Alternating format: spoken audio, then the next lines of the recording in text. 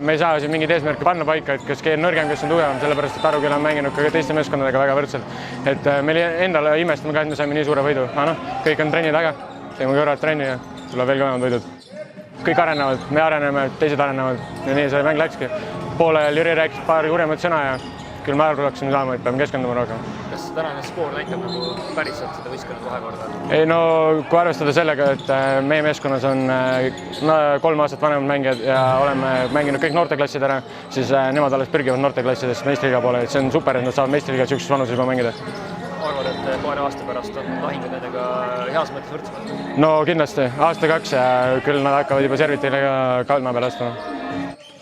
Kuna me ei ole see aasta pistitanud nendele eesmärgiks Balti liigat võita ega see väga kõrget kohta saada, kuigi me seda soovime kindlasti, et minnakse alati võidu peale välja, siis me loodame, et Minsk ja Zaporožžje tulevad oma põhimeeskonnaga, et nad ei saada meile oma teist meeskonda ehk siis me saame väga kõvad mängud, mida me loodame saada.